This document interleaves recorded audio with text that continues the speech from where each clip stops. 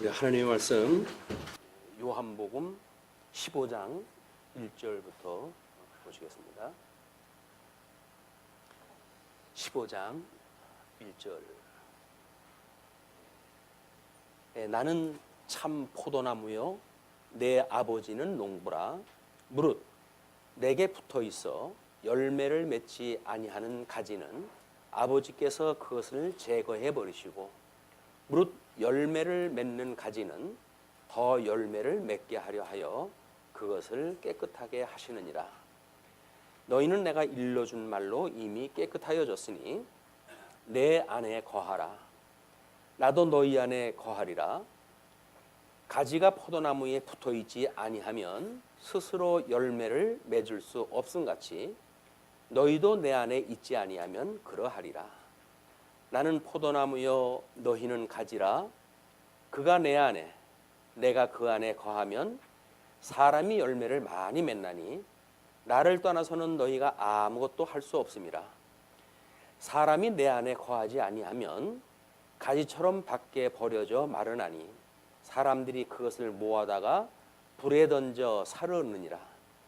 너희가 내 안에 거하고 내 말이 너희 안에 거하면 무엇이든지 원하는 대로 구하라. 그리하면 이루리라. 너희가 열매를 많이 맺으면 내 아버지께서 영광을 받으실 것이요 너희는 내 제자가 되리라. 아버지께서 나를 사랑하신 것 같이 나도 너희를 사랑하였으니 나의 사랑 안에 거하라. 내가 아버지의 계명을 지켜 그의 사랑 안에 거하는 것 같이 너희도 내 계명을 지키면 내 사랑 안에 거하리라. 내가 이것을 너희에게 이름은 내 기쁨이 너희 안에 있어 너희 기쁨을 충만하게 하려 함이라. 우리 지난 시간에는 약속을 통해서 위로하시는 그런 그 내용 중에 나는 곧 길이요 진리요 생명이라고 주님께서 이야기를 하시면서 보혜사를 소개를 갖다 했어요. 약속을 갖다 하시고 보혜사가 오시게 되면 세상 끝까지 너희들하고 함께 있을 것인데 그분이 내 쪽으로 임재되어지는 그런 그 상태가 너희가 계명을 순종한다 그랬어요. 성령이 우리 안에 내재하고 계시다고 한다면, 우리가 성령으로 말미암아 예수 그리스도 안에 있다고 한다면 계명을 순종하게 되어진다. 그러므로 내가 이렇게 말하는 것은 너희에게 평안을 끼치기 위해서 이야기한다. 이렇게 이제 이야기가 됐어요. 그 이야기를 하시면서 오늘 15장에 들어가면은 비유를 통해서 위로하시는 내용인데 1절로 11절까지의 내용이 포도나무의 비유로 성취의 영광을 증거하십니다. 자, 우리는 이제 여기서 등장 인물을 한번 봐야 될 겁니다. 등장 인물이 하나님께서 아버지는 농부고, 아버지는 농부고 나는 포도나무다 이렇게 이야기했어요. 나는 포도나무다. 근데 이 포도나무는 너희는 가지라고 그랬어요. 이 나무의 가지다. 가지. 이제 제자들이에요. 제자들은 가지가 되어져서 이 가지로부터 포도나무에 열매를 맺게 되어지는데, 우리 전편의 이야기한 걸로 보게 되면 성령이 오시게 되어졌을 때 그 이야기죠. 성령, 보혜사 성령이 오시게 되면 내가 너희에게 이런 그 모든 말들을 기억을 갖다 하고, 기억을 한다는 이야기는 우리 성령 하나님으로 인해서 교통이 있게 되어지면 그런 그 이야기죠. 우리가 사도신경을 외울 때 우리 천지를 만드신 하나님 아버지를 내가 믿사오며 그 외아들 독생자 예수 그리스도를 믿사오니 해가지고 우리 복음서에서 이야기했던 내용들을 신앙 고백을 갖다 해요. 그리고 이제 성령을 믿사오니 성령을 믿사오며 그 다음에 교회와 그 다음에 성도의 교통과 이렇게 이야기를 한단 말이에요. 주님의 몸된 교회, 보혜사로 인하여 예수 그리스도 안에 들어오게 되어진 사람들을 교회라고 그러는데, 그 교회에 우리 성도들의 그 교통과 그리고 우리의 사죄와 그 다음에 영생과 그 다음에 우리의 모든 우리 그 죄를 용서하실 걸 우리가 이제 신앙 고백을 한단 말이에요. 신앙 고백을. 자, 우리는 성부 하나님, 이 성부 하나님과 성부 하나님과 그다음에 성자 하나님, 그다음에 성령 하나님, 이 삼위일체 하나님에 대한 거는 이 일체가 되시는 하나님이에요. 일체가 되시는 하나님인데 우리는 성부 하나님을 영광의 광채라고 이렇게 이야기를 하죠. 그 영광의 광채라는 이야기는 뭐냐면 우리 아버지 되시는 하나님께서는 예수 그리스도를 언약을 하시고 언약대로 이루시는 분이라고 하는 걸 통해 가지고 당신 영광을 보여주시는 거야.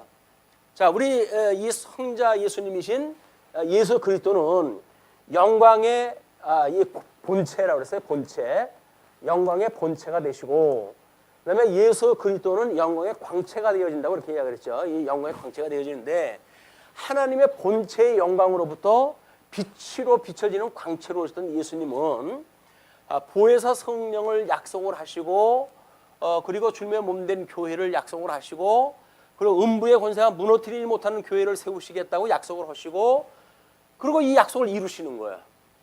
그러니까 우리 구약성경, 이 구약성경에 대해서는 천지를 지으신 하나님 아버지, 그다음에 예표적으로 예수 그리스도를 언약을 하시고 언약대로 이루시는 하나님에 대한 것이 쭉 기록이 되어져 있고, 복음서의 내용입니다. 이게 복음서의 내용은 우리 예수님이 구약대로 오실 예수님이라고 증거할 뿐만 아니라 장차 보혜사를 보내주셔가지고, 이 보혜사를 보내주셔가지고 구약의 모든 언약을 당신께서 이루시는 분인데, 보혜사를 보내셔가지고, 이 보혜사를 보내가지고 너희들에게 주님의 몸된 교회에 하나님 나라를 내가 이루겠다, 이거 성취하시겠다, 그 이야기예요. 이게 성취하시겠다.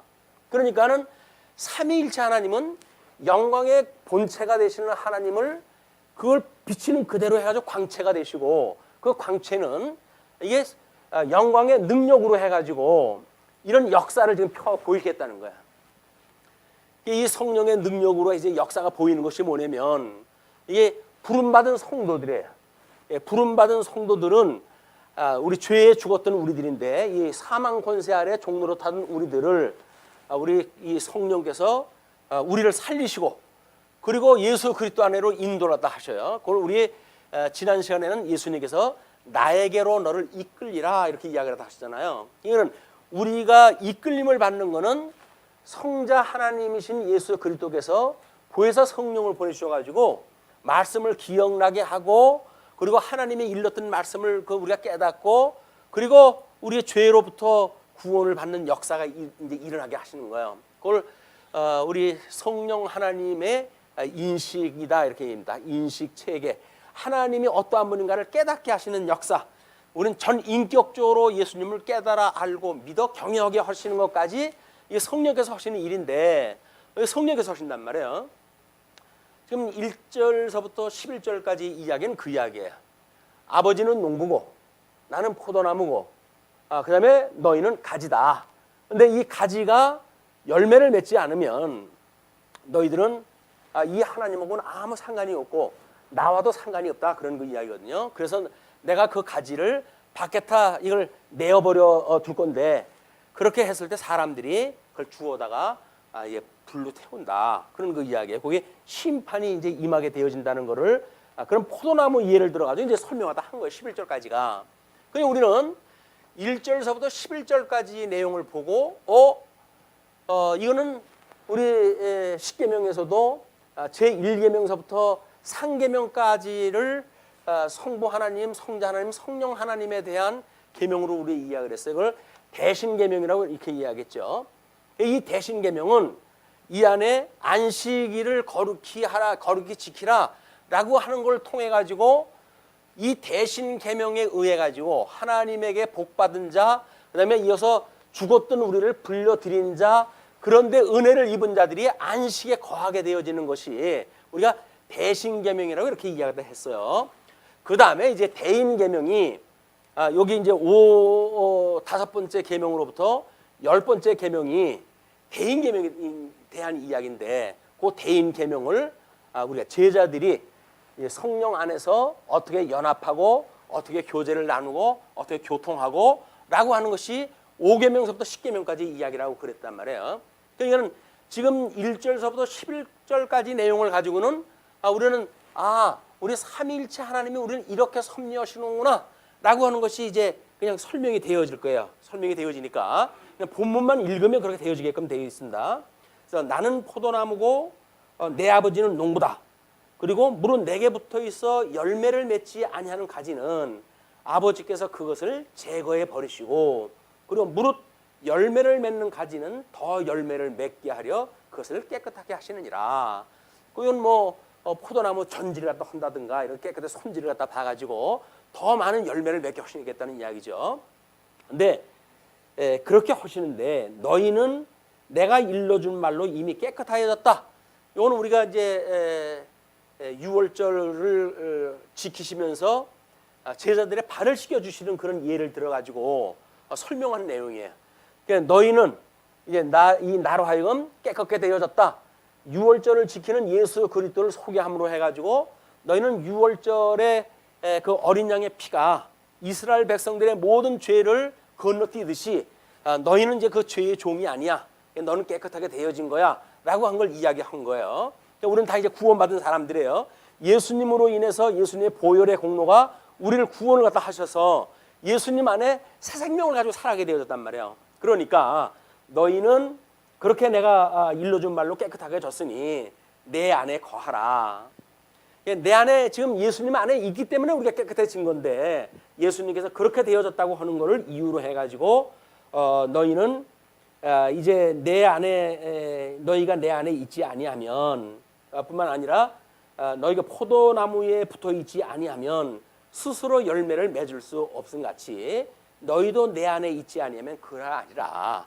그래서 우리 인간 피조물이라고 하는 그 존재는 예수 그리스도 이 절대 주권자이신 하나님에 매여져 있지 않으면 우리는 호흡도 마음대로 할 수가 없는 거예요. 우리는 이 하나님으로부터 호흡이 가능하고 그리고 우리가 서며 기동하며 있는 모든 존재의 문제가 이 삼위일체 하나님으로부터 이게 시작되어진 겁니다. 힘의 근원이시고 생명의 근원이시고 이런 그 분이 우리를 이 사망 곳에 죽었던 우리를 살려주신 분이기 때문에 우리가 예수님 안에 새 생명을 가지고 살아가는 거야. 그러니까 성도, 주 안에 살아가는 성도들, 이 제자들은 성도로서 서로 교통을 하면서 살아가게 되어지는 거란 말이에요. 그러니까 사람이 내 안에 거하지 아니하면 가지처럼 밖에 버려져 마르나니 사람들이 그것을 모아다가 불에 던져 사르느니라. 그러니까 우리가 예수님 안에 있지 않다고 한다면 열매를 맺을 수가 없고, 열매를 맺을 수가 없다면 하나님이 그 가지를 잘라가지고 전부 밖에다 버리신다, 그런 그 이야기죠. 그러니까 너희가 내 안에 거하고 내 말이 너희 안에 거하면 무엇이든지 원하는 대로 구하라. 그리하면 이루리라. 왜냐하면 우리 성부 하나님도 예수 그리스도를 언약을 하시고 그걸 이루시잖아요. 성자 하나님도 보혜사 성령을 보신다고 약속을 하시고 주님의 몸된 교회를 이루어 가시는 걸 성취하시잖아요. 그리고 우리 이 성령 하나님도 이제 그 죽었던 우리를 불러가지고 하나님의 말씀이 기억나게 해서 우리들로 하여금 열매를 맺게 하시는 것이 지금 성령께서 하시는 일이란 말이에요. 모든 것들이 언약하신 분대로 이루는 거예요. 예수님도 언약한 대로 이루시고 보혜사도 언약한 대로 이루시고, 근데 만사를 인간이 스스로 아무것도 할 수 없다고 하는 것을 성경에서는 강력하게 보여주는 거예요. 우리가 뭘 한다고 이렇게 이야기를 하면 안 됩니다. 내가 꿈지럭거리는데 무슨 소리냐? 맞죠. 꿈지럭거리는 것 같죠. 그러나 그거는 하나님, 힘의 근원이 되시는 하나님과 붙들고 있는 이 기운이 우리를 놔버리게 되면 이 모든 우주 만물도 다 그냥 불덩이가 돼버리고 말아요. 존재한다라고 하는 건 하나님이 지금 붙들고 계시기 때문에 이게 존재하고 움직이고 있단 말이에요, 이게. 근데 그 하나님의 손이 보이질 않으니까 우리는 내가 뭘 한다고 생각이 들지요. 오죽 답답하면 하나님께서 나무를 갖다 우리 식물로 주셨을까요? 나무는 지가 움직여가지고 뭐 농사 짓고 그러는 것도 아니잖아요. 그냥 그 땅에다 붙박이를 갖다 해놨는데도 불구하고 다 생육하고 번성해요. 하나님의 약속대로 되어진단 말이에요, 그게. 그래서 언약대로 이루어지는 만사가 하나님의 능력으로 지금 이루어지고 있다. 이걸 보여주는 그림이 식물 세계의 이야기예요. 뭐 식물 세계뿐이겠습니까? 뭐 우리 뭐 세균이라든지 이런 그 미물 세계를 봐도 그것들이 어떻게 그런 그 짐승의 뭐 뇌를 갖다 자극을 시켜가지고 완전히 지 본능을 어그러뜨려 가지고 그래가지고 자기를 거기에다가 이 매체로 해가지고 번식을 시키고 해가지 않습니까? 이거는 인간도 그렇게 허락 못해요. 그런데 말 못하는 그 조그만 뭐 박테리아 뭐 이런 그 미물들이 그 일을 다 한단 말이에요. 그런 걸 보면은 우리는 아무것도 안 해. 우리 뇌가 뭔가 작동이 돼가지고 뭘 하는 것 같지만 하나님과 잠시 뇌를 갖다 충격 한 번만 줘버리게 되면 우리는 그러면 인사불성이에요. 그걸 우리는 뭐 우리 정신적으로 해가지고 완전히 죽었다 이렇게 이제 판정이 내어지는 겁니다. 우리 생각 세계가 죽어버리는 것. 우리가 그런 그 의식 세계가 있느냐 없느냐라고 하는 그것도 하나님께서 우리를 붙들고 계시냐 아니냐에 의해서 결정이 되어지는 거지. 내가 힘이 있어가지고 무슨 뭐 내력 훈련을 갖다 해가지고 그렇게 내력 훈련을 강하게 하게 되면 멘탈이 강해져가지고 이 험한 세상을 잘 살아갈 수 있다고 혹자들은 이야기를 하잖아요. 그러니까 뭐 돌을 닦는 그런 그 인물들이 그런 이야기를 합니다. 근데 그거는 이치를 몰라서 그러는 거예요. 무슨 뇌력 훈련을 갖다 하고 그걸로 해가지고 멘탈을 강화 훈련을 갖다 하고 그렇습니까? 소용이 없어요. 하나님의 은혜밖에 없는 거야. 하나님의 은혜. 그냥 우리가 죽으나 사나 하나님의 은혜를 구해야 되는데 하나님이 해주신다고 믿어져야 은혜를 갖다 구하죠. 그냥 우리는 성경을 통해서 끊임없이 하나님께서 이렇게 우리를 긍휼히 여기셔가지고 이런 섭리를 갖다 해가시는구나 라고는 끊임없이 공부를 갖다 하는 거예요. 그 주님이 우리한테 그런 은혜를 베풀어가지고 죽었던 우리를 살리셨고 주님의 몸된 교회의 이론이 되게 하시고 성도들 간에 진리와 함께 기뻐하는 교통이 있게 하시고 그런 일을 갖다 하시게 하신단 말이에요. 그런 맥락에서 봤을 때 여기서 너희가 무엇인지 원한 대로 구하라 그리하면 이루리라 라고 하는 것이 무엇이든지가 뭐겠어요? 무엇이든지 하나님이 언약한 대로 이루어지는 것을 예수님이 구했고 예수님이 언약대로 이루어지는 것이 보혜사 성령께서 하실 것이고 그 다음에 이 보혜사에게 의해 가지고 우리가 불름을 받아 가지고 주님의 몸된 교회의 성도가 되었다고 한다면 우리가 원하는 것이 뭐예요? 여기서 원하는 게 우리가 원하는 것이 성령 하나님이 원하는 것이고 성령 하나님이 원하는 것이 성자 하나님이 원하시는 거고 성자 하나님이 원하는 것이 성부 하나님이 원하시는 거죠. 그게 우리가 하나님의 뜻을 구한다. 근데 그렇게 이해하라. 신학적인 이야기로는 하나님의 뜻을 구한다. 그런 그 이야기예요. 만사가 하나님의 언약대로 이루어가시는 이런 세계 안에 우리가 있기 때문에 여기서 독자적으로 난 아무것도 할 수 없다고 하는 인물이 내 욕심을 가지고 뭘 구한다고 해가지고 그것이 이루어지느냐? 그럴 수가 없다. 그 이야기예요. 만사가 하나님의 언약대로 되어지는 거에게. 그래서 예수님은 너희들은 그 의와 나라를 구해라. 왜? 하나님의 양대 언약을 하셨으니까 이 양대 언약에 대한 거를 너희들은 구하라. 그런 거 이야기거든요. 예, 너희들은 무엇이든지 주신대요. 이런 그 성경 구절을 앞뒤 다 자르고 우리 주님께서 무엇인지 원하는 대로 준다고 그랬다. 라고 이야기를 갖다 해가지고 별의별 걸 다 구하는 거야. 하나님 앞에. 하나님이 그런 거 약속한 적이 없어요. 하나님은 의와 나라, 양대 언약에 대한 거를 하시고 하나님의 그 크나큰 영광을 계시하시는 거지. 인간 그 뭐 파리 목숨만도 못한 인간들을 가지고 하나님이 그 인간들을 통해서 무슨 영광을 받으시겠다 그러시겠어요. 그런 게 아니다. 하나님은 만사 갖다 해가시는데 다만 이 안에 있는 성도들은 이 영광의 능력이 뭐라 그래요? 이걸 우리가 성령이 오시면 너희들이 권능을 얻고 이러죠. 권능을 얻고 예루살렘과 온 유대와 사마리아와 땅까지 이르러서 나의 증인이 되리라 라고 하니까 성령의 권능을 이제 이 얻게 되어지는 사람들은 증인의 역할을 갖다 하는 거지. 그래서 내 영화를 위해 살고 그러는 거 아닙니다. 인생이라는 건 자기가 없어요. 예수님을 우리가 영접을 했다 했을 때 이미 우리는 죄에 대해서 죽어버린 사람들이니까요. 그리고 예수님과 더불어 예수님이 부활하실 때 우리가 그 예수님의 의에 참여가 되어진 사람들이에요. 새로운 기업에 우리가 이론이 되어진 사람들이라고요. 그렇기 때문에 우리는 예수님으로 말미암아 예수님의 뜻을 구하고 그걸로 맺는 열매를 맺고 우리 살아가는 일이다. 자, 그러니 그렇게 했을 때 너희가 열매를 많이 맺으면 그 구하라 그리하면 이루리라 해놓고 열매를 많이 맺으면 이렇게 이야기를 했어요. 그러면 열매가 뭐 우리 이야기한 것처럼 그게 의와 나라란 말이에요. 예수님이 약속했던 것, 우리 보혜사 성령이 기억나게 했던 것, 그런 건 우리가 얼마나 거기에 마음을 다하여 충성하는가, 그런 말씀에 우리가 귀를 기울이는가, 하나님의 계명을 우리가 어떻게 지키는가 라고 하는 걸로 이루어지고 있는 것이다. 그렇게 했을 때 내 아버지께서 영광을 받으실 것이요 너희는 내 제자가 되리라. 내 제자가 된다라고 제자들을 불러가지고 설명을 하면서 그렇게 해야 내 제자가 된다는 거예요. 그 제자가 안 되는 사람들은 어떻게 될까요? 열매를 맺지 않아가지고 예수님하고 영접되지 않아가지고 예수님이 잘라버리는 가지에 속한 자, 이런 자가 유다가 여기에 속하는 자겠죠.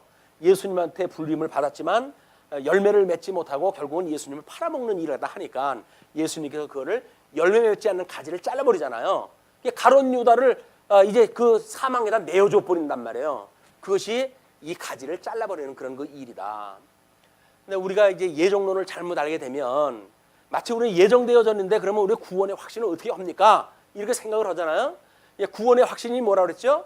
우리 지난 시간에 우리 성령 하나님의 내재하심이, 그 이야기 내재하심이 우리가 예수 그리스도의 새 계명을 지키게 되어지는 그런 우리의 열매가 그런 그 이야기예요.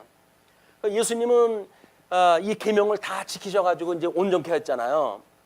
그리고는 우리 보고 이 계명을 지키라는 거 아닙니까? 그러면 우리 계명을 지키는 일들이 예수님이 이걸 다 이뤘어요. 다 이루셨는데 그건 예수님이 이루신 거예요. 그럼 예수님이 지금 승천하셔가지고 승천하시기 전에 너희들이 이 열매 맺어 라고 이야기를 했잖아요. 성령이 오시게 되면 내가 이렇게 일러준 말 기억날 거야 라고 했으면 성령이 오신 이후에 우리는 어떤 말씀이 기억날까요? 율법과 선지의 강령이 뭐예요? 구약성경에 다 이야기한 게 뭐예요? 그게 그냥 이 계명이라니까요. 하나님 위로는 하나님을 사랑하고 이웃을 내 몸같이 사랑하라고는 이 계명이 구약성경 전체가 이야기한 거예요. 그러니까 우리가 예수님이 와가지고 너희들 이 계명을 지켜라고 하는 이야기는 뭐예요? 내가 너희를 사랑한 것처럼 너희들도 피차 사랑하면서 살아라고 하니까 성도의 교통이라고 하는 건 사랑으로 이루어지는 거예요. 사랑. 사랑이 뭔지 또 알아야죠. 그럼 사랑이 뭔지를 알아야 되잖아요. 사랑이 뭔지를 모르니까는 옆에 사람 손 붙들고 뭐 안녕하세요 사랑합니다 이렇게 이야기하다 하는 건 사랑이 아니에요. 사랑이라고 하는 그 이야기가 뭡니까? 예수님이 우리를 위해 사랑한 게 뭐예요? 자기 목숨을 버린 거예요. 우리 내 목숨을 가지고 나의 유익을 가지면서 계명을 지킨다는 이야기는 새빨간 거짓말이야. 그 뒤에 이야기를 읽어보면 그렇게 됩니다. 그래서 아버지를 사랑하신 것 같이 나도 너희를 사랑하였으니 아버지께서 나를 사랑하신 것 같이 예수님은 하나님께서 예수님을 사랑했대요. 그런 것처럼 나도 하나님을 사랑을 갖다 했으니 너희도 나도 너희를 사랑하였다. 나도 죄 가운데 있는 너희를 사랑했으니까 너희도 나를 사랑하는 것이 옳다. 이제 그런 그 이야기예요. 구원을 받아서 한 몸이 되어졌으니까 우리는 같은 생각, 같은 뜻을 가지고 살아간다. 그런 그 이야기죠. 그러니까 이제 그 10절에 내가 아버지의 계명을 지켜 그의 사랑 안에 거하는 것 같이 너희도 내 계명을 지키면 내 사랑 안에 거하리라. 우리는 과거에 이건 나 주님께서 하는 거지 내가 하는 거 아닙니다 라고 이야기했다 해가지고 우리 예수님을 다 밀어버렸잖아요. 예수님을 다 밀어버렸어요. 근데 예수님은 이미 십자가에 돌아가실 다 이루었다고 그랬어요. 그리고 그가 성령 승천하다 하셔가지고 보혜사 성령을 보내주셔가지고 천상에서 그 열매를 맺는데 주님은 우리 교회의 머리가 되시고 이건 예수 그리스도 머리가 되고 우리 이 교회는 주님의 몸이 돼요. 지금 몸이. 그러니까 천상에 계신 그리스도께서 보혜사인 성령을 보내주셔가지고 우리 주님의 말씀을 깨닫게 하시고 그다음에 하나님에 대한 것을 우리가 알게 하시고 그리고 이거를 믿게 하시고 그리고 어떻게 하신다고요? 경외하게 하시는 것까지가 성령께서 하신 일이란 말이에요. 하나님이 우리의 말씀으로 우리를 갖다 주시기 공급을 하게 되면 일용할 양식을 주시게 되면 일용할 양식을 먹는 사람마다 우리는 그 말씀을 깨달아 알고 믿어 경외하게 있는 데까지 가는 것이 성령께서 하시는 사역이에요. 그러니까 이렇게 해가지고 이 몸을 주님께서 온전케 할 테니까 너희들은 이 온전케 하시는 예수 그리스도를 바라봐라 그런 그 얘기예요. 예수님이 천상에 이걸 하신다는 거예요. 근데 하는 걸 그럼 우리가 어떻게 알아요? 주님은 하나님 보호자 우편에 계신데 내가 그러니까 너희들 성령을 보내줬잖아. 그 성령이 너희 안에 거하면서 감화 감동을 해서 말씀을 사모하게 하고 말씀을 깨닫게 하시고 그뿐만 아니라 우리 삼위일체 하나님의 그 놀라운 영광을 우리들로 하여금 알게 하시고 그리고 그 하나님을 믿어지게 하신단 말이에요. 하나님 만사를 다 언약대로 이뤄가게 하시는 게 믿어지니까 우리는 만사를 통해 가지고 뭐라고 이야기를 한다고요? 나라와 권세와 영광이 이건 영원히 아버지의 것입니다 라고 우리가 신앙 고백을 하잖아요. 주기도 할 때마다 고백을 해요. 주기도 할 때마다 나라와 권세와 영광이 아버지의 것입니다. 영원히 아버지의 것입니다. 이걸 우리가 찬양케 하시는 이 경외하시는 이 일, 이걸 위해 가지고 하나님께서 이 놀라운 우주 만물을 지으시고 이 역사를 섭리하시고 그리고 우리를 불러가지고 성경을 통해서 이걸 깨닫게 하신단 말이에요.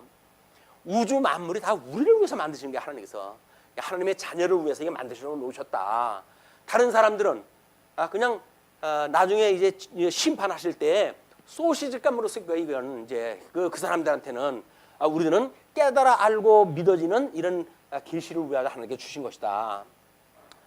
이것이 이제 10절까지는 그런 이야기인데 내 계명을 지키면 내 사랑 안에 거하리라라고 그러는데 그 뭐 구약 사람들이 그렇게 해도 안 됐던 그 율법인데 우리가 그걸 어떻게 합니까? 이렇게 이야기하잖아요.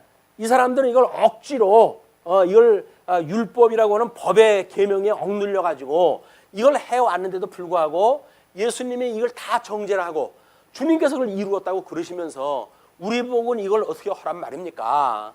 그것이 내가 옛 계명은 이들한테 돌비에 새겨가지고 이걸 기록을 했지만 너희들에게는 신비에 이걸 새겨가지고 우리 이 마음밭에다가 하나님의 말씀을 새겨주신대요.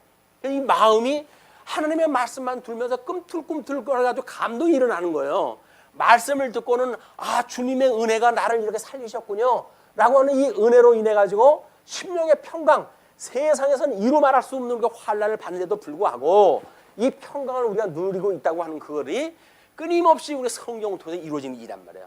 그래서 주 예수 그리스도와 아버지 하나님과 주 예수 그리스도로 조차 너희에게 은혜와 평강이 함께 있을지어다라고 사도들은 끊임없이 우리한테 이 서신서에서 인사말로 나눈 거예요.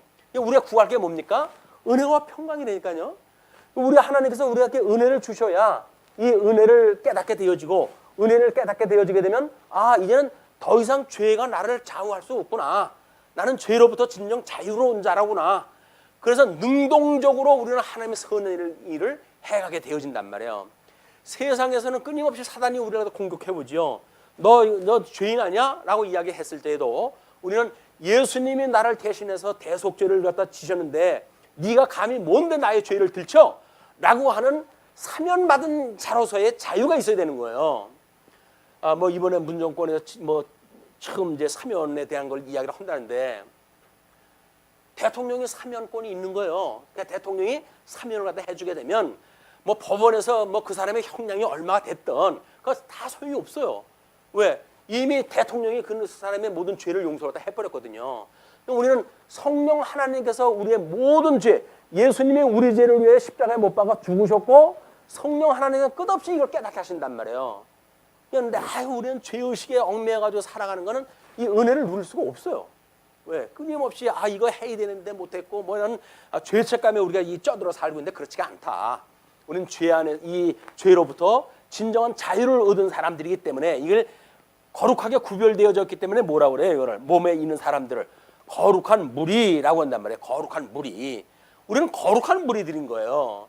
그러니까 세상 것들하고 우리 구별되어 있는 사람이다. 나는 우리의 정체성이 일단 만들어져야죠. 그렇게 했을 때 세상이 우리를 공격하는 것로부터 우리는 예수님이 우리들의 피난처가 돼가지고 우리를 피하게 하신다. 자, 그렇게 이제 11절까지 하나님하고의 그 이야기가 소개되어진 거 아닙니까? 근데 11절에 내가 이렇게 너희에게 이름은 내 기쁨이 너희 안에 있어 너희 기쁨을 충만하게 하려 함이라. 여기서 이 사람들은 억지로 했지만은 예수님 안에서 성령의 감동을 받고 말씀의 운동력이 그런 열매를 맺게 할 때에는 이것이 자발적이에요. 예. 그리고 억지로 하는 것이 아니라 스스로 그리고 이걸 좀 억눌린 그런 걸로 하는 것이 아니라고는 기쁨으로 이 일을 갖다 감당을 한다. 우리가 항상 기뻐하라는 게 뭐예요? 항상 기뻐하라는 것이 세상 바깥에서 되어지는 거 가지고 기뻐하라는 얘기입니까? 아닌 거예요. 이 안에서 기뻐하라는 이야기예요. 왜? 도저히 이룰 수 없는 난데도 불구하고 하나님께서 성령의 감동을 주어가지고 말씀의 운동력이 세상에 감당할 수 없는 평강을 누리게 하시니까 그냥 거기서 항상 기뻐할 수밖에 없는 거예요. 주어진 세상에서 주어진 걸로 기뻐할 일이 뭐가 있겠습니까? 수많은 제보들도 다 귀찮다고 해가지고 뭐 재산 놓고 다른 데로 가는 사람들이 있는데 우리가 뭐 세상에서 그렇게 낙이 돼가지고 천년만년 이걸 붙들고 내가 살 거야 라고 하는 것이 아무것도 없어요. 우리는 우리 주 예수 그리스도로 말미암아 심령의 평강을 누리게 되어진다. 그렇게 이제 이야기를 하면서 12절서부터 17절까지 사랑하는 세 계명으로 영광을 증거한다 이렇게 이야기를 하잖아요. 이제 보시죠. 내 계명은 곧 내가 너희를 사랑한 것 같이 너희도 사랑하라 하는 이것이니라. 예수님이 주셨던 계명은 뭐라고요? 내가 사랑하라 했던 것처럼 너희를 사랑하는 것이다 그 이야기예요. 이건 옛 계명이기 때문에 이건 빠지는 게 아닙니다. 옛 계명이나 지금 계명이나 똑같은 거예요. 이 구약 성경에서 이야기했던 것이 예표로 보여주는 그 계명이기 때문에. 그런데 사람이 친구를 위하여 자기 목숨을 버리면 이보다 더 큰 사랑이 없나니 너희는 내가 명하는 대로 행하면 곧 나의 친구라. 예수님의 사랑하라고 한 대로 너희들의 사랑을 하게 되면 너희들을 하나님께서 나의 친구로 삼겠다 그 이야기예요. 예수님이 나의 친구로 삼겠다 그 이야기예요. 그러니까 친구는 어떤 친구예요? 그래서 친구, 예수님이 우리의 그 하나님의 택한 백성들을 위해서 십자가에 못 박아 죽는 데까지 내려주신 것, 그렇게 낮아지신 것, 이것이 사랑한다고 하는 표현이니까 너희도 형제를 위해서 자기 목숨을 버린 자나 먹고 사랑하는 게 없다 그 이야기예요. 그 우리 뭐 사랑하라는 이야기는 뭐예요? 죽으라는 이야기예요. 죽으라는 이야기예요. 너의 십자가를 지고 너를 난 따르라 그런 그 이야기예요. 그런데 우리가 이제 그걸 원리적으로는 이거 십자가를 지고 우리가 예수님을 어떻게 따라갈까요? 그냥 뭐 저쪽 그 이스라엘 관광 가가지고 나무로 만드는 십자가 그 무겁지도 않은 거 그 쇼처럼 그렇게 끌고 가가지고 그게 자기 십자가입니까? 참 답답한 사람들. 그래가지고 그게 무슨 예수님의 체유를 갖다 하고 그렇습니까? 여기서 우리 보고 낮아지라는 게 형제를 위해서 이제 자기 목숨을 버리라는 이야기는 뭐예요? 그걸 우리가 사적생의 원리로 이렇게 이야기했죠. 여기서 이제 여기서 말하는 5계명서부터 그다음에 6, 7계명, 그다음에 8계명서부터 10계명까지 부모에게 공경하라라고 하는 걸 우리가 통치 언약이라고 했잖아요. 통치 언약. 이걸 우리가 봉죽치의 원리다 이렇게 돼 있어요. 그러니까 우리는 다른 사람을 다스리게 되어질 때 성김으로 다스려지는 거예요. 뭐 대통령이라고 그래가지고 여학생들한테 반말하려는 건 없죠. 그런데 문 대통령이 포항에 내려가가지고 여학생들한테 존댓말을 썼다고 신문 제목으로 뽑아놨더라고요. 참 이상한 세상이에요. 이상한 세상. 그것도 말이 되는 세상. 나이 먹은 사람이 나이 어린 사람한테 존댓말을 썼다고 해가지고 신문 기사에 올라오는 세상. 이것이 기가 막힌 세상인 거예요. 왜? 워낙 짐승권세처럼 해가지고 조금만 뭐 권세를 잡았다고 한다면 뭐 말할 수 없는 행패를 부리니까 그 힘없는 학생들한테 존댓말 쓴 것이 너무 그게 귀하게 느껴지는 거예요. 이건 그런데 주님의 몸된 교회에서는 그거를 봉죽치의 원리라고 이야기를 하는 겁니다. 우리는 다른 사람을 다스리기 위해서 그 위에서 군림하는 게 아니에요. 우리가 누구를 주관하는 것이 아니에요. 우리는 이제 너희는 이제 주관하는 자세를 버리라 이렇게 이야기를 하잖아요. 너희는 다만 섬기는 자가 되라 그 이야기예요. 그래서 아마 어떻게 보게 되면 섬기는 자의 그 원리를 니체라고 미친 사람이 미친 철학자 그지만 그 사람도 목사의 아들입니다. 목사의 아들인데도 불구하고 그 사람이 이런 어떤 세상의 인격적 변화를 낙타의 이야기예요. 낙타. 그 다음에 사자, 그다음에 어린이, 이 세 가지가 인격적 변화의 단계라고 이렇게 설명을 했어요.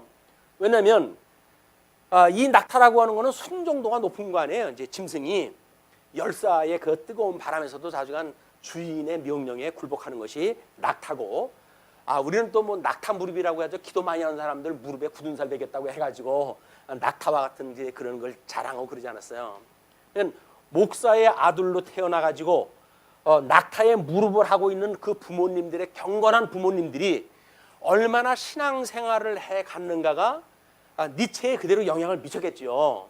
니체가 보니까는 너무 가정스러운 거예요. 부모님, 아무리 날 낳아준 부모님이지만 예수를 믿는다고 그러면서 예수 믿는다고 하면 순 형식적이고 이런 걸 보고 이제 그 신앙의 회의를 품었던 니체가 하나님을 사형 선고를 내리지 않습니까? 하나님을 이 세상에 하나님은 이제 없다. 이게 선언을 갖다 하게 되어진단 말이에요. 이게 이런 신앙적 궤적에 의해서 이제 나오는 일들이거든요. 근데 우리는 순종이라는 것에 억지로 순종한다고 한다면 그런 다른 사람 앞에서 보이기 위한 그런 그 일들이 나올 수가 있겠죠. 그러나 성령의 감동으로 봐가지고 자원하는 마음으로 기쁜 마음으로 이겨냈다 한다고 했을 때 우리는 철저하게 섬기는 자의 자세로 되어지기 때문에 이런 낙타의 어떤 순종을 요구하지 않습니다. 그냥 믿음의 분량들을 다 인정하다 해줘요. 우리 신앙의 양심의 자유를 가지고 신앙생활 하게 하신단 말이에요. 하나님께서 무조건 오고 목사 말이니까 따라야 돼 이렇게 한다고 한다면 그게 이 낙타라고 하는 걸 가지고 그 교회에 반란을 일으키는 요소가 되어지는 거예요. 뭔데 우리 보고 네가 주장을 했다 하고 이러라 저러라 이야기하느냐, 그런 이야기가 나오는 거 아닙니까? 그 다음에 이제 이 6, 7번에 대한 것이 살인하지 마라, 간음하지 마라, 그 이야기 아니에요. 이게 자손관계에 대한 언약이라고 이야기를 했어요. 이게 우리가 사적생의 원리라고 이렇게 했죠. 사적생의 원리. 죽음으로 곧 우리가 새로운 생명을 산출한단 말이에요. 우리가 복음을 알고 있는 사람이 죽음으로 형제를 위하여 자기의 목숨을 내어주는 자는 새로운 생명이 도태되어지는 역사가 일어나게 되어지는 거예요. 이것이 주님의 몸된 교회의 생존 전략이에요. 우리 어떻게 믿음의 사람들이 한 생명으로 주 안에서 교제를 나누며 살아가는가, 그 이야기는 끊임없이 복음을 아는 자 그걸 내어버려야 돼요. 내어줘야 돼요. 그걸 위해 가지고 자기가 낮아져야 된단 말이에요. 자꾸 낮아져야 되고 자기를 부인을 갖다 해야 돼. 이게 자기 부정으로부터 오는 나는 죽어서 이제 없고 오직 예수 그리스도만 내 안에 있는데 내가 나의 영광을 위해 가지고 폼 잡을 게 뭐가 있습니까? 오직 내 안에 그리스도의 영광이 충만하다고 한다면 우리는 상대방을 위해 가지고 예수님의 그 모습이 그대로 드러나게 해주는 거란 말이에요.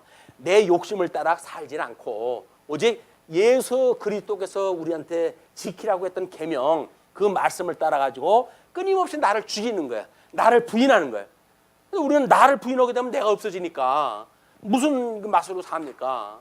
니체는 하나님을 제거시켜 놓고 뭐를 만들어 갈까요?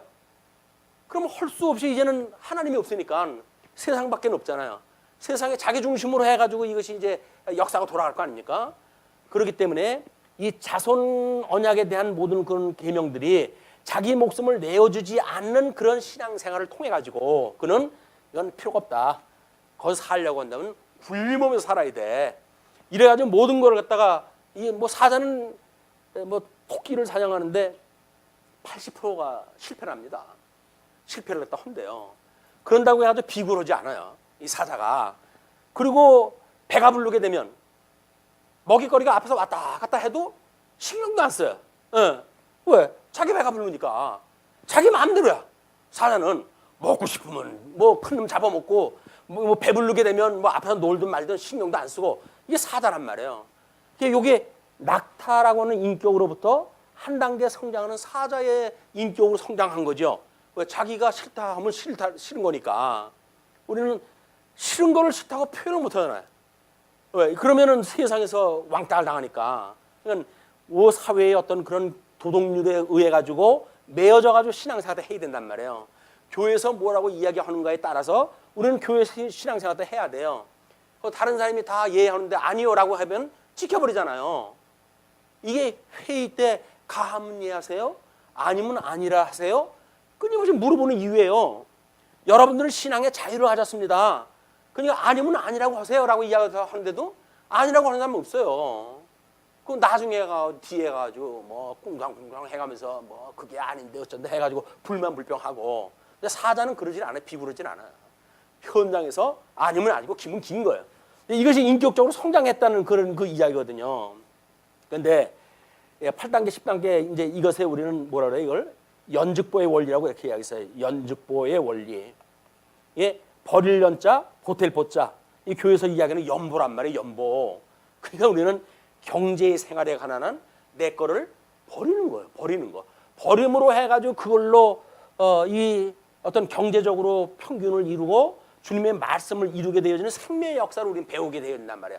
비하의 신분으로 승기의 신분에 이르는 예수 그리스도의 모든 걸 우리가 닮아가는 일이 바로 우리 생활의 원리다. 이게 자기의 목숨을 친구를 위하여 자기의 목숨을 버리는 일, 이것이 바로 예수 그리스도의 형상을 우리가 닮아가는 일이에요. 그거를 지금 이야기하는 겁니다. 그러면서 이제 너희는 내가 명하는 대로 행하면 곧 나의 친구라. 이제부터는 너희를 종이라 하지 아니하고 하리니 종은 주인이 하는 것을 알지 못하니라. 종은 시킨 대로만 하는 거예요. 무슨 뜻인지는 몰라요. 그냥 시키니까 주인이 하라니까 그냥 하는 거지 뭐. 거기다가 요령 피는 사람은 주인 눈 피해가지고 딴짓하고 이제 그러겠죠. 그런데 너희를 친구라 하였노니 내가 내 아버지께 들은 것을 다 너에게 알게 하였노라. 우리 예수님께서 성령의 감동을 받아가지고 하나님의 어떠한 뜻을 가지고 계신지 다 알게 하셨어요. 그렇게 했으니 그런 그 이야기죠. 알게 하였습니다. 너희가 나를 택한 것이 아니요 내가 너희를 택하여 세웠나니. 우리는 가끔 교회의 등록이 내가 했다고 생각이 들잖아요. 이거는 하나님을 제외해놓고 생각한 그런 세계, 가시적인 세계에서 봤을 때, 그러나 하나님이 전제되어졌다고 한다면 하나님이 은혜로 나로 하여금 교회에 가입을 하게 하셨네 라고 이제 고백을 하게 되어지는 거죠. 그러니까 너희가 나를 택한 것이 아니요 내가 너희를 택하여 세웠나니 12명 사도를 이는 너희로 가서 열매를 맺게 하고 또 너희 열매가 항상 있게 하여 내 이름으로 아버지께 무엇을 구하든지 다 받게 하려 함이라. 12명의 제자가 뭘 구하면서 살았을까요? 하나님의 의와 나라를 구해가지고 그 짐승권세 로마 제국의 이 압박 앞에서도 생명을 내다고 복음을 증거하다 살다가 전부 순교를 당했어요. 그 사람들이 자기 목숨을 구하려고 했다고 한다면 하나님께서 왜 죽는 자리에 내어뒀겠어요. 근데 이 사람은 자기네 목숨에 대한 걸 그렇게 귀하게 여기질 않았어요. 그것보다 더 위의 개념이 뭡니까? 하나님의 뜻이 양대언약으로 주었던 의와 나라에 대한 문제란 말이에요. 그것만 끊임없이 구한 거예요. 그러니 내가 이것을 너희에게 명함은 너희로 서로 사랑하게 하려 함이라. 옆에 사람이 어떤 사람을 위해 가지고 섬기는 도를 보여줬어요.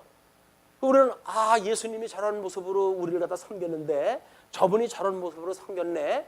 이걸 깨닫고 믿게 되어지면 어떻게 되어질까요? 깨닫고 믿게 되어지게 되면 자연스럽게 그분을 사랑하는 관계가 되어지죠. 다른 사람이 자기 어떤 복음을 위해서 나라와 의를 위해서 주님의 몸된 교회를 봉사하는 것이 눈에 보인다고 한다면 마땅히 그것을 깨달은 사람들은 귀하게 여긴단 말이에요. 그거를. 그렇지 않은 사람은 잘난 척하기는 또 그럴 거야. 이제 그게 잘난 척하기는 잘난 척 할 데가 없어 교회 와서 그거 하겠습니까? 이 여자는 왜 하는 거예요?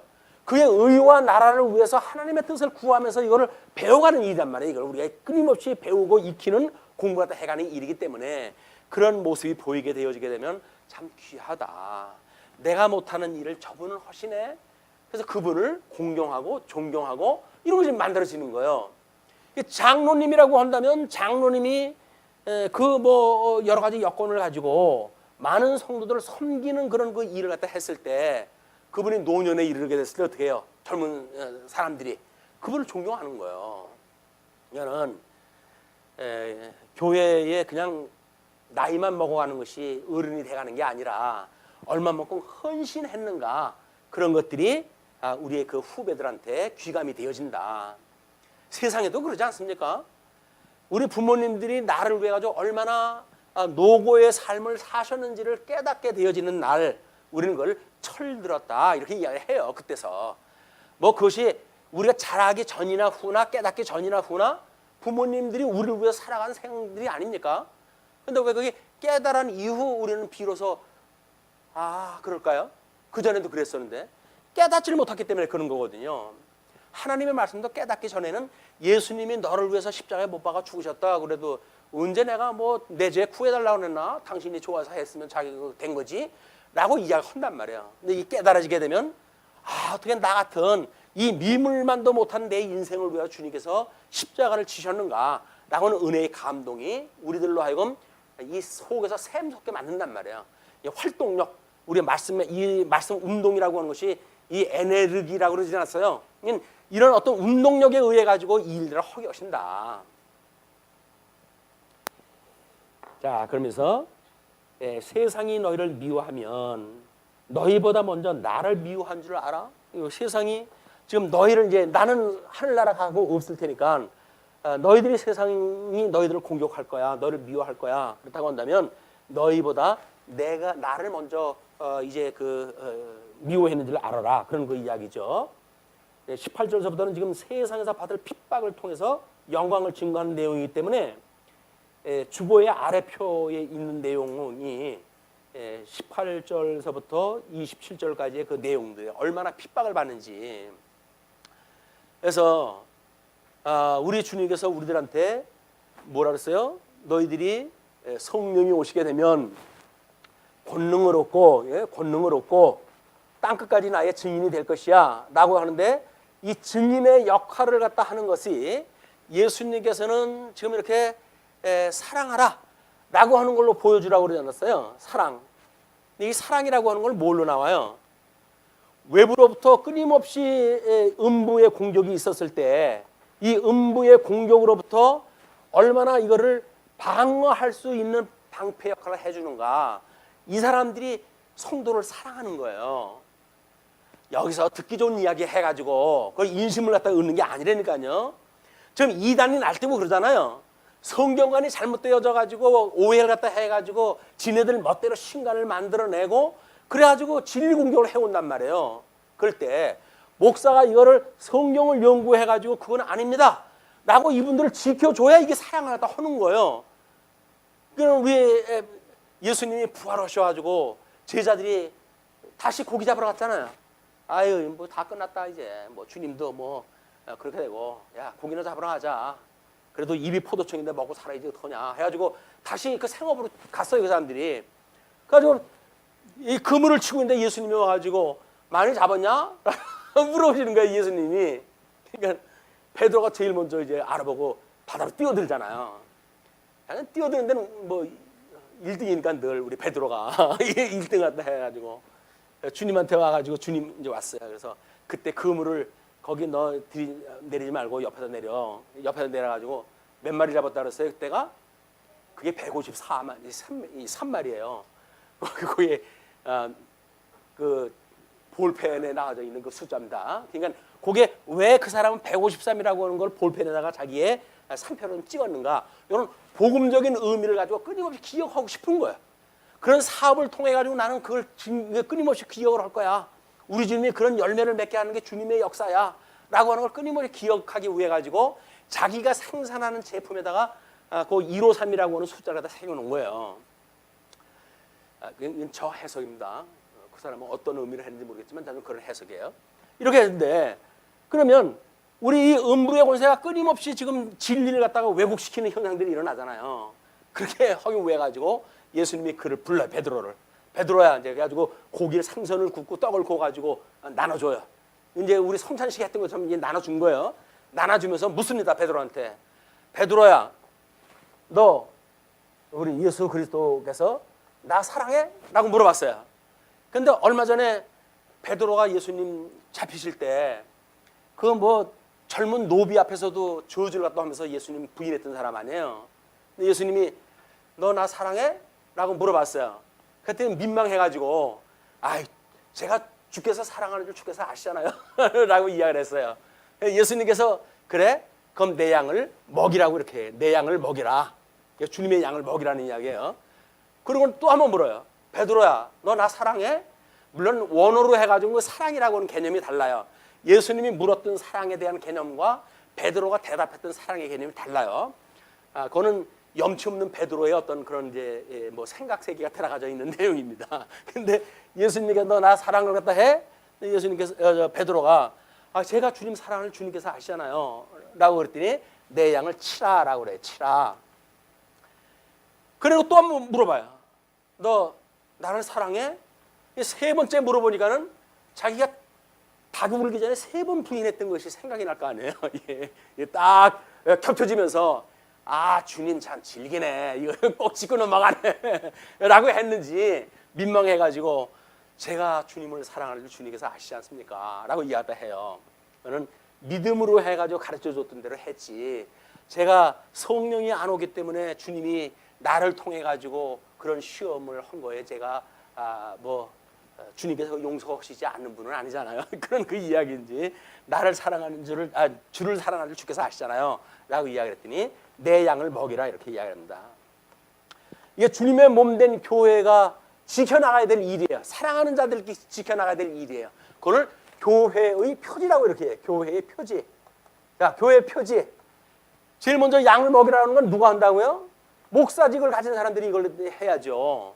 목사직을 가진 사람이 끊임없이 성경 연구해가지고 음부의 권세가 공격을 또 해올 때, 우리 그 어줍자는 신천지 사람들 들어와가지고 이 사람한테 쏙다고 저 사람한테 쏙다고 그러지 않았어요. 두고 봤죠. 어디 장난하고 우리 성도님들은 얼마나 그동안 훈련이 되는지 두고 봤어요. 아무리 흔들어도 흔들리질 않네. 그러니까 그냥 제풀로 나가버렸잖아요.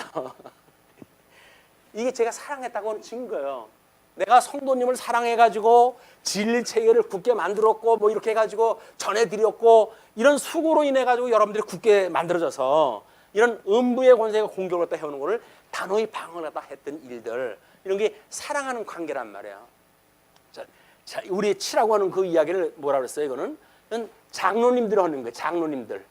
우리는 장로님들이 하는 이야기를 우리 교회 처지의 말씀, 그 다음에 장로님들이 하는 걸 권징 이렇게 이야기를 해요. 그 다음에 이제 이 세례, 성례라고 이렇게 이야기해요. 성례. 이 성례라고 하는 건 우리 집사님들이 하는 일이에요. 집사님들이. 초대교회 때는 집사님들이 성례를 갖다 한 적도 있는데 교권이 강화되어지면서 목사, 장로가 이 일을 강화하고 이 집사님들은 성례에 참여를 못하게끔 법으로 만들어놨어요. 그러면 교회 표지 원리상 이런 거를 집사님들이 성례를 갖다 하는 일이야말로 주님의 몸된 교회를 이루어가는 일이에요.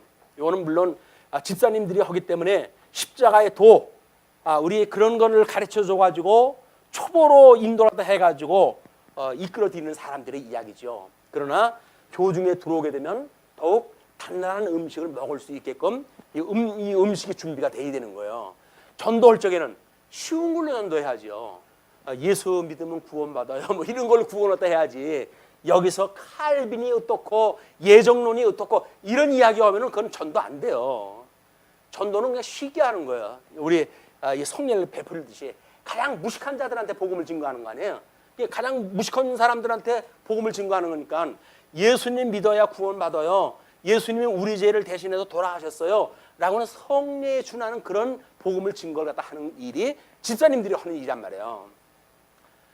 이제 이 장로님들은 권징에 대한 것, 말씀을 제대로 배우는데 음부의 권세가 들어올 때 흔들리는 사람이 있으면 그를 잘 데려다가 어떤 말씀에서 오류가 있었는지 그걸 잘 가르쳐가지고 그걸 권하고 징계를 내리고 이렇게 아주 보존을 시켜준단 말이에요. 이게 교회의 표지를 이용한 성도들이 하는 일이에요. 이걸 모르게 되면 우리는 사랑한다고 해가지고 옆에 사람 붙들고 밥이나 해대고 그러면 사랑인 줄 아는데 그게 아니다. 자, 그러면서 너희가 19절 너희가 세상에 속하였으면 세상이 자기의 것을 사랑할 것이나 너희는 세상에 속한 자가 아니요. 여기 세상, 여기 세상이에요. 여기가 세상. 너희는 이 세상에 속한 자가 아니다. 그런 그 이야기죠.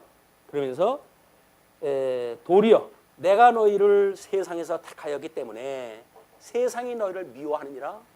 여기서 픽업이 됐거든요. 예수님한테. 쟨 뭐야? 라고 해가지고 우리를 미워한다는 그 이야기예요. 근데 20절 내가 너희에게 종이 주인보다 더 크지 못하다 한 말을 기억하라. 사람들이 나를 박해하였은즉 너희도 박해할 것이요 내 말을 지켰은즉 너희 말도 지키리라. 예수님을 믿게 되어지게 되면 예수님이 낮아진 것처럼 낮아지는 삶을 살았을 때 복음이 증거돼요.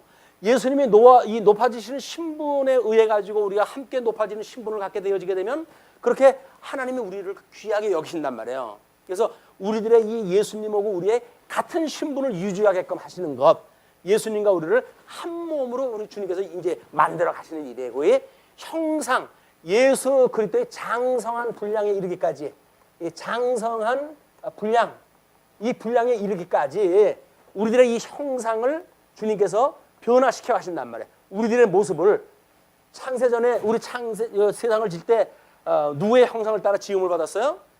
우리 하나님의 형상을 따라 지음을 받았잖아요.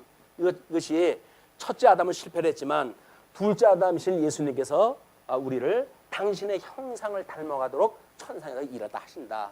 누구를 통해서? 성령을 보내주셔서. 자, 그러면서 그러나 사람들이 내 이름으로 말미암아 이 모든 일을 너희에게 하리니 이는 나를 보내신 이를 알지 못함이라. 하나님을 알지 못해요. 이 성경을 모르는 사람들은. 그렇기 때문에 끊임없이 예수 그리스도를 모르고 하나님을 모르기 때문에 교중 사람들을 핍박을 하게 되어지니까. 그러나 사람들이 내 이름으로 말미암아 이 모든 일을 너희에게 하리니 이는 나를 보내신 이를 알지 못함이라. 내가 와서 그들에게 말하지 아니하였더라면 죄가 없었으려니와 지금은 그 죄를 핑계할 수 없느니라.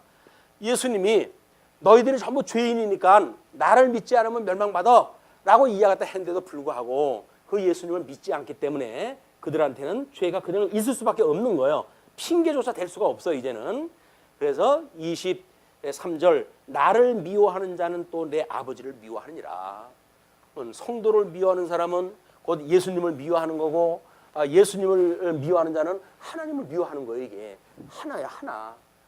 하나님 천지 만물을 지으시는 하나님이 오직 한 분이 계신 곳이지 그것이 뭐 용암동이 따로 있고 무슨 동네처럼 이렇게 공간이 나눠져 있는 게 아니다. 신령한 세계는 하나의 세계로 생명의 세계로 보여지는 거다.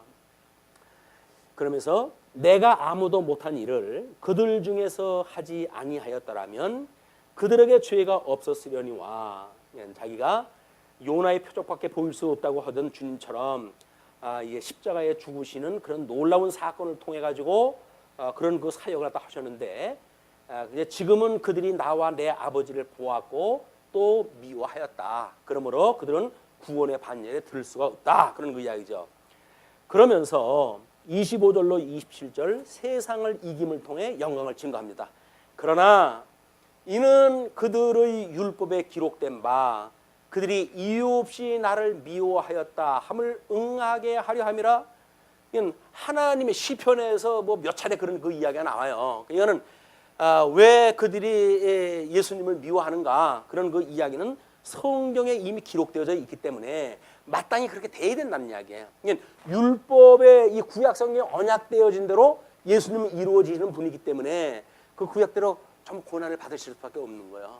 또 예수님께서 제자들한테 너희도 이제 고난 받을 거야 라고 이야기를 했잖아요. 그럴 수밖에 없는 거예요. 이제 예수님의 그 약속대로 되어지는 거니까. 그래서 내가 아버지께로부터 너희에게 보낼 보혜사 곧 아버지께로부터 나오시는 진리의 성령이 오실 때에 그가 나를 증언하실 것이요. 이 성령 하는 제일 나중에 지금 이제 넣었어요. 그동안은 예수님이 오순절 보혜사 성령이 오시기 전에 지금 이 요한복음을 이야기한 거 아니겠어요? 그러니까는 아버지와 나 그리고 제자 너희들 이 세 영역에 대한 것만 이야기를 하시다가 마지막으로 약속되어질 보혜사에 대한 거를 25절에서 언급이 되어지는 거예요. 그러니까 이제 내가 아버지께로부터 너에게 보낼 보혜사 곧 아버지께로부터 나오시는 진리의 성령이 오실 때에 그가 나를 증언하실 것이요.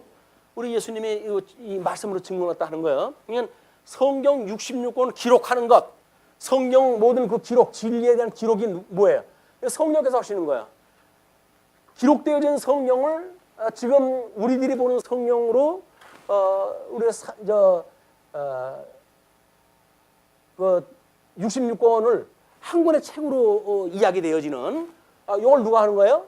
성령이 하는 거야. 이걸 우리가 정경 형성이라고 이렇게 해요. 정경을 형성한 것도 성령께서 하신 일이에요. 기록도 이거 성령께서 하신 일이에요. 성령께서. 그리고 이 397년에 이제 우리 66권으로만 성경이 되어졌는데 1647년에 지금 현재 목차로 해가지고 구성되어진 것, 우리 지금 성경 순서대로 되어진 것, 여기 언제 기록이 되어졌다고요? 1647년에 이 웨스트민스터 신앙 고백에 이 정리가 되어진 거예요. 요 목차대로 해가지고 성경 해석하는 게 뭐라고요? 요 21세기의 메타 성경 신학의 지금 설명 방식이에요. 구도 방식이고, 이건 우리가 현재 해석되어지는 모든 성경의 해석은 이미 같은 성경을 기록하셨던 성령께서, 형성케 하셨던 성령께서, 구성케 하셨던 성령께서 우리들로 하여금 해석케 하시니만큼 우리가 이 진리의 체계를 가지고 음부의 권세에게 필승 이길 수밖에 없도록 하나님의 섭리를 해가신다. 우리 심령의 평강 누릴 수밖에 없잖아요. 이제 아무리 원수 마귀가 너 내 말 안 들으면 굶어 죽을 거야 라고 하는데도 불구하고, 야, 사람이 떡으로만 사는 거 아니야, 하나님의 말씀으로 사는 거야 라고 하는 걸 우리가 안다고 한다면 우리는 평강을 누리고 살아간단 말이에요. 그런데 만약에 그래? 아유, 그러면 떡 하나 주면 안 잡아먹지라고 하면은 얼른 가서 떡 하나 줘가지고 안 잡아먹게 여기다 절하고 이렇게 하게 되었을 때 우리는 끝없이 이 음부의 종로로서 할 수밖에 없는 거예요. 우리는 이거로부터 진정한 자유를 입은 사람들이다. 이 음부의 권세로부터 자유인. 우리를 누구든지 구속할 수가 없어. 이제는 목사도 만약에 우리들한테 뭘 구속을 한다고 한다면 그건 잘못되어진 거예요. 예, 이거는 자유인이기 때문에 우리의 교사는 누구예요? 오직 성령 하나님만이 교사예요. 그래서 우리 말씀을 듣게 되어지게 되면 교훈과 책망과 바르게 함과 의로 교육하기에 합당하다고 그랬잖아요. 이게 이 예수 그리스도의 사람으로 온전케 하시기 위한 하나님의 섭리란 말이에요. 이게 하나님의 말씀을 듣게 되면 교훈으로 이게 와 닿아야 돼요. 그리고 책망으로 와 닿아야 돼요. 말씀을 듣면 아, 주님, 내가 그걸 놓쳤군요. 제가 그걸 하나님의 그 말씀대로 못 살았군요 라고 하는 것이 책망이 와야 돼요. 무조건 하고 뭐 용서해줬다고 해가지고 뭐 주님이 용서 어차피 해줄 건데 대충 그렇게 샀다고 해가지고 뭐 좀 주님 뭐 저 미웠을 거 아니죠? 이렇게 말하는 건 도리가 아닌 거예요. 이게 하나님께 만들어 하시는 역사다. 너희도 처음부터 나와 함께 있었으므로 증언하느니라. 이게 뭐예요? 보혜사 성령이 오시게 되면 땅끝까지 이르러 나의 증인이 되리라고 약속을 갖다 했는데, 내가 너희를 처음에 낚시질할 때 불렀지, 어분 노릇할 때 불렀지, 그걸 부를 때로부터 내가 이 일을 갖다 한 거야. 처음부터 너희들은 나의 증인이야. 그러니까 앞으로 내가 죽어도 하늘나라에 가도 그 다음에 성령이 오시게 되면 증인의 역할을 너희들이 해 라고 하는 것이 27절 마지막 이야기입니다. 너희도 처음부터 나와 함께 있었으므로 증언하느니라. 이건 사도들에 대한 이야기예요. 사도들이 성령을 기록을 했다 했잖아요. 성령이 감동에 의해서 성령을 기록을 했죠. 그래서 이 사도들의 기록한 성경에 의해서 오늘 우리가 하나님의 뜻을 그대로 이해를 할 수가 있는 거예요. 해석을 할 수가 있는 거예요. 주님의 뜻을 해석하는 자마다 진정한 자유를 잊고 신앙의 양심의 자유, 그걸 가지고 신앙생활을 하게 되어진다. 은혜 가운데 거하시기 바랍니다. 기도하시죠.